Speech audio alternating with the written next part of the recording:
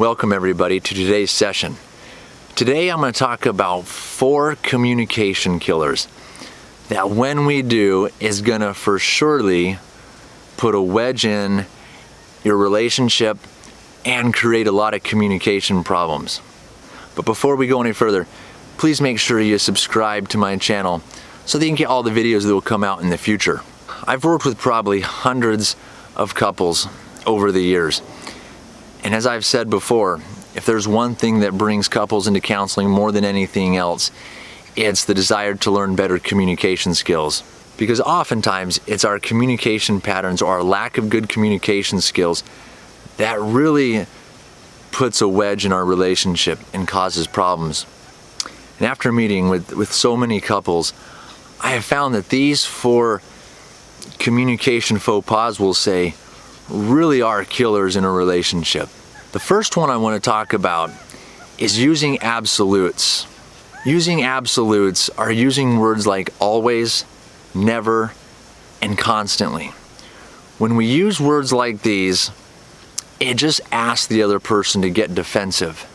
And what they usually do is come up with an exception to that statement. For example, if we say something like, "You never help out around the house," the person's gonna go, "What are you talking about? I just did the dishes the other day," or "I just folded the laundry the other day," or whatever it is. We're gonna find the exception. Now maybe we only did it that once or we don't do it very often, but we're gonna find that exception and that's gonna cause an argument. So what do we wanna use instead?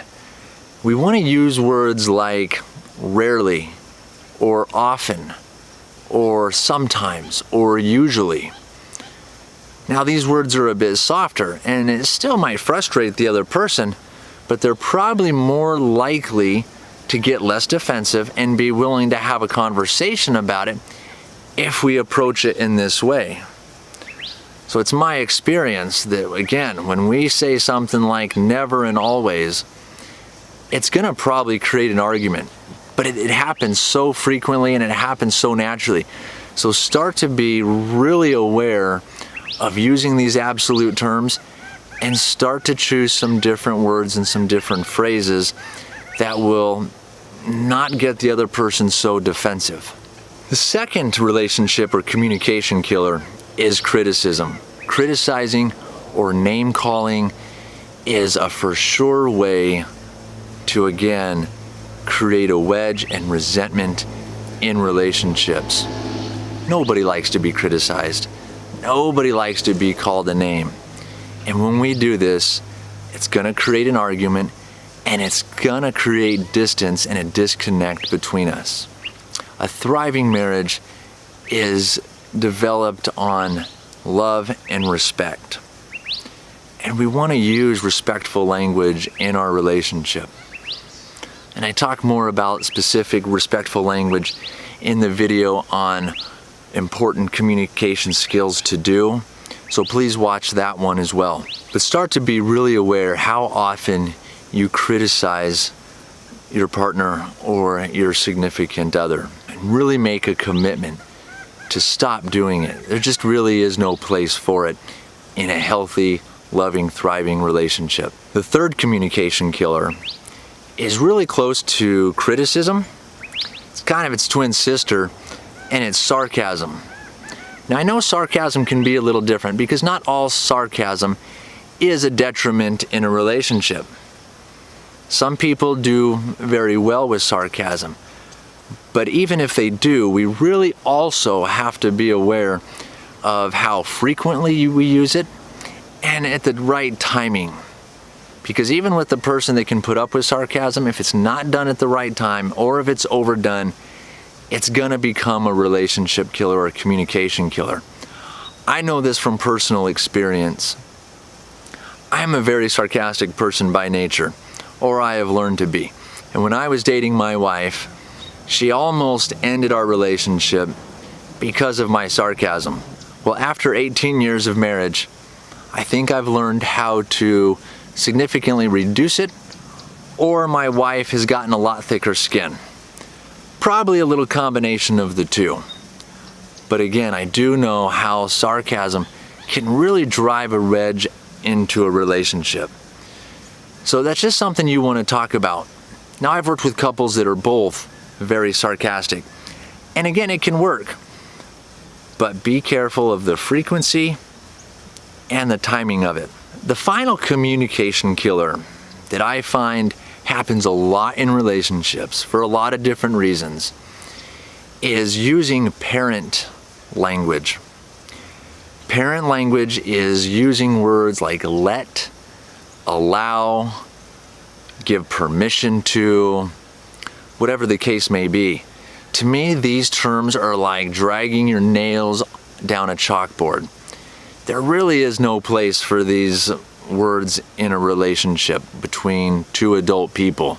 I tell people all the time, we're adults. We don't need permission from our significant other to do anything. Now, with this being said, I also don't believe that means we can do anything and everything we want, regardless of what the other person says. Again, what I mean is we're just not using these words, because as soon as we start using words like my wife won't let me do that, or my husband won't allow me to do that when we're talking to other people, or we start asking them, will you give me permission to do this? Again, we're falling into a parent-child relationship, an unequal relationship. And a thriving relationship is built on equality, not control. And anytime somebody feels controlled by the other person, that's going to create resentment. That's going to create defensiveness. And those things are going to be huge wedges in a relationship. They're going to cause arguments and fights. And it's just not healthy for the relationship. So what's the alternative? The alternative is to respectfully check in with our spouse or our significant other. If after work, the guys have asked me to go hang out or go play basketball or go to a movie, I am going to call my spouse, but I'm not going to ask if I can go. I'm going to check in and see what's going on. Tell her what the plan is, see if everything's going on at home okay, and what she thinks and what she feels about it. It gives her the opportunity to either go, sure, yeah, go have fun. Or she might say, hey, today's been a rough day, so I would really appreciate it if you came home. And then I can go back to my friends and go, hey, tonight's not a good night. And I don't say things like, oh, my wife won't let me. I just say, tonight's not a good night. Let's plan on another night. Now, again, this goes also back to the skills to use, as I talk about in the other video, and that is checking in and planning and calling and going, hey, here's what's going on, or maybe we plan for a few days out. That way we don't run into this. So we don't want to get permission, or we're not asking for permission. We're respectfully considering our significant other's feelings and thoughts on an activity or something we want to do or what's coming up. And then we want to take that into consideration because we love and respect them. So there are 4 communication killers that we want to make sure we stop doing if we're doing them, because they're going to be a for sure way to ruin our relationship long term and even in the short term. Again, those are: don't use absolutes. Words like never, always, constantly. Don't criticize each other and don't call each other names. Don't use sarcasm excessively or at the wrong time. And finally, don't use parent communication. You're not your significant other's mother or father, and they're not your child. So don't use words like let, allow, give permission to, or whatever. I hope this was helpful.